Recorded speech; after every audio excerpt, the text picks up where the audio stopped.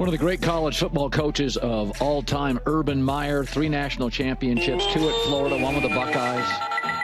Now part of the Big Noon kickoff. All right, so let's go back and address the Ohio State stuff. So there's 2 schools of thought. First of all, when you come in as a heavy favorite, you can be a little cautious perhaps as a coach. Maybe that was Ryan Day. There's the other argument that Will Howard was not on his game. And he looked at that Michigan offense and said, you know what, we're going to win this thing 17-10. It's just we're going to get out of this thing. We don't want to play around here. You tell me, when you watched it, do you think Will Howard, and Will Howard's been a bit hot and cold for my taste, but he's a talented kid.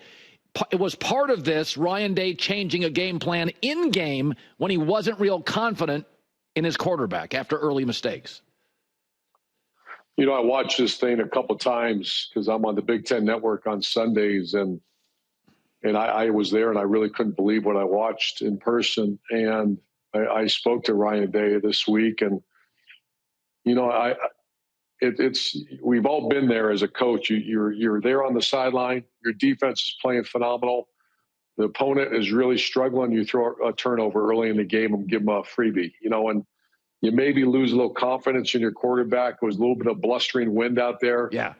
You know, I could come up with all kinds of different reasons, but we've all been there. And I'm sure if Coach Day and then Chip Kelly had another opportunity, they'd probably do a few things differently. When you had a devastating loss in your career, it's agonizing. How do you attack it as a coach? Well, I'm the poster child on how not to handle it.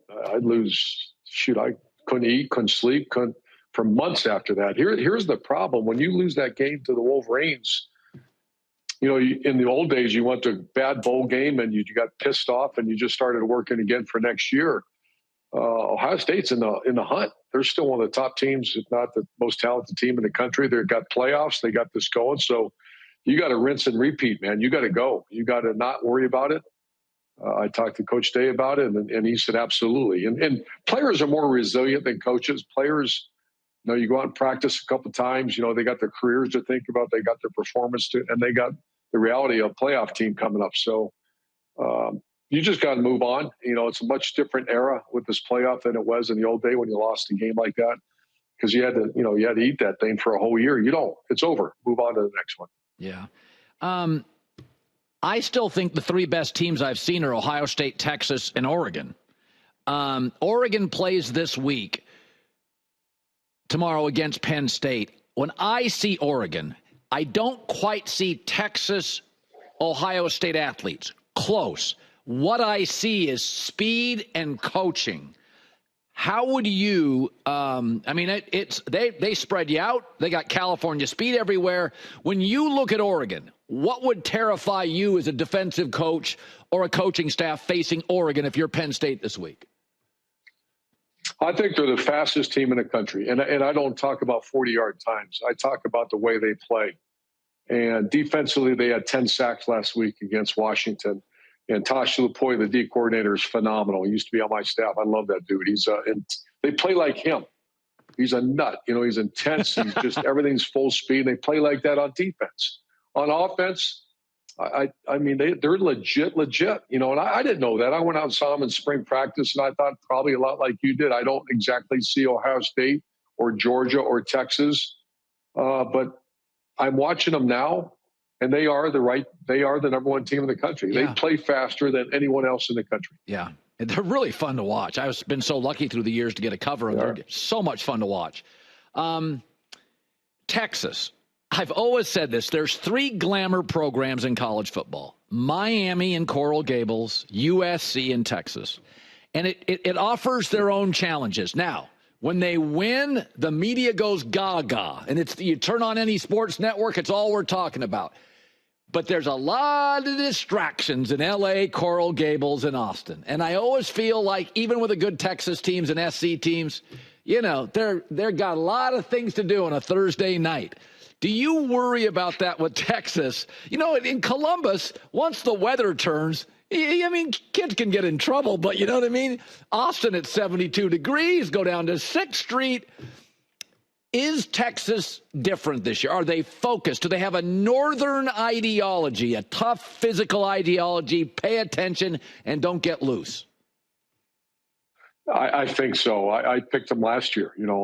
Coach Sark, we did a game and he invited us to watch him practice. And that was the closest thing I've ever seen to our 2008 Florida team.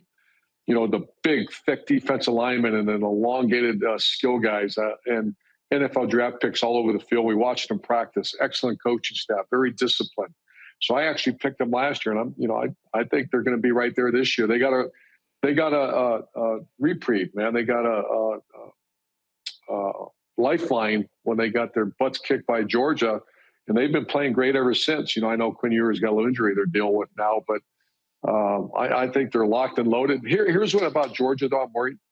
All due respect to Georgia, I've never what they're getting ready to walk into in Mercedes-Benz Stadium, and I coached in a couple of 3 SEC championship games. Colin, I think it's bigger than the national championship. When I was there, whoever won that SEC championship was going to win the national title. That's how good the conference was. And the atmosphere, Georgia is going to be like a home field advantage. I know Texas, I've heard they gave back a lot of the tickets. This is going to be an inferno that Texas walks into. And if Texas can, the key is, and if I'm giving a pregame speech, get first downs. That's it. Don't worry about winning the game. Get first downs and calm the environment down. That's how you calm it down. Do not turn the ball over. No sacks. But that, all due respect to Texas, has been in some big games. I'm not sure they've been in one like this one. Yeah, SEC's different. By the way, all the recruiting. So you were at Bowling Green recruiting 2- and 3-star guys. Then you go to Utah, you get a little better player. Then you go to Florida and you get Ohio State. How does Ashton Jeanty, how does he end up at Boise State? That's where you are. How in the world does that kid get missed by all the Buckeyes and Wolverines and Notre Dame and USCs? Well, I go back to Joe Burrow was fairly unrecruited. So a lot of these cats are just underdeveloped when coming out of high school. What's even more amazing is Ashton Jeanty stuck with his team last year. I'm sure he could have made 7 figures or more at some other school. And he is legit. His lower body is powerful. I can't wait to see him play. And I was one of those naysayers because I'm like, okay, he's playing in a conference, could he do that against the big boys? And he certainly did. Against Oregon, he almost had 200 yards rushing. So this kid is legit. I can't wait to see him tonight. We're here. I can't wait to see him. Okay, finally, Belichick. I said earlier, Belichick groveling to 18-year-olds. Give me a break. I'm like, this isn't going to – he's not a college coach, right? Oh, I got to know him so well as a Florida, and we became very good friends. And I'm like you. I'm like, I just don't know. I mean, for Coach Belichick to be sitting in his office and and this is what's going on now, because I have many friends, obviously, in the business, and an agent shows up at your office or a high school recruit, and they start demanding money from you. And I've known Coach Belichick a long time. I couldn't do it. I couldn't do that. I'd have to say, get out of the office. Let's get better grades. Let's, take care of yourself a little better and perform a little better, and let's have a chat. So God bless him. He's 70. I think he's 70 years old or something, and he still wants to keep going. So God bless him, man, if he wants to do it. Are you ever going to coach again? You could coach. You have good energy. I love what I'm doing. No, I don't see me coaching again. I got a life to live. I didn't know this life was out there. It's pretty good, Colin.